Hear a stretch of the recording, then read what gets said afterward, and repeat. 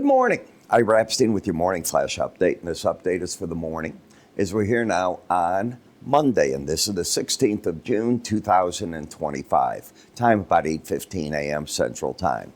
Before I get too far, today is the last day of our Father's Day sale. 1/3 off on any of my research packages. You go to iraepstein.com. You can click up here, by the way. There'll be an icon there. And, of course, up here, if you're watching me on YouTube, it's right through there. But any of these, basically what it is, you pay for 2 months. Everything we do is in 90-day subscriptions or 1 year. And so you end up paying for 60 days, and you get the third set of 30 days right thrown in. So I think you'll find that interesting. I hope you take advantage. Now, in terms of the news of the day, let's get over here. The New York Empire State Manufacturing Survey came out just a moment ago, and this is a big decline. I mean, they were looking for it to do a little better than they saw in May, but it went a lot worse. Where you came up was the employment index, which is surprising to me. I just don't understand how you're doing more employment in that, and yet you're getting all these worse numbers. The new orders index, that declined to 14.2. The prior was a positive 7. We're looking at prices received index, so a little bit more there, and prices paid down a fraction, if anything.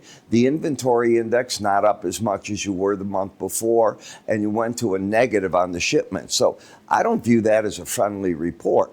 But what the market is looking at this morning is, well, we're where we were on Friday.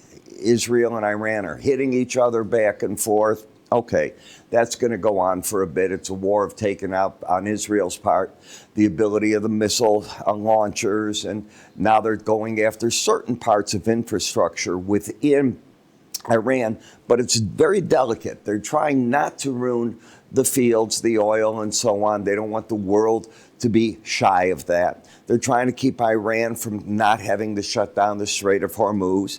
China doesn't want to see that shut down, and they're the major buy of Iranian oil. So it's a delicate game. You know, the G7's taking place. It began yesterday. It's full swing today. President Trump will have meeting upon meeting with the heads of different states. Only one country has a deal with the U.S., so final pitches, they're going to be made. You can count on it. On the energy front, you've gone all the way from 76 in the WTI back to 71.36. I mean, that's a $5 a barrel drop. And you can see that's Brent, by the way. WTI did the same type of thing. So both down sharply, natural gas up, and I don't think this has anything to do with Israel hitting different pads and so on in Iran. I think it's more the hot weather that's returning to the U.S., which you'd expect the first little bit of that. Bonds and notes, where are they going to go this week? Everybody's just going to wait on the Fed to see what happens. It's a 4-day trading week, so you got to be careful there. And as usual, you get the craziness going on in the markets, but take a look at what's going on in the soybean oil. Up another 350 points. It's an expanded limit today because you were limit bid on Friday. And the reason this is going on, going to be a lot of demand for this according to the proposals that were just made by the Trump administration. That is something I've been talking about for months. It finally happened. In April, the market took off. Then it backed off because nothing was happening. It finally came about. As we look at the dollar, as you can see, the market near the day's lows. The question is, can it break through here? These are the June numbers. I'm going to take them off now. Today's the last trading day in June, so you want to move to your September, but I just wanted to leave them there for you one final day, and that will get rid of them. So that's pretty much where you're at. I'm Ira Epstein. I'll catch up with you at the end of the trade.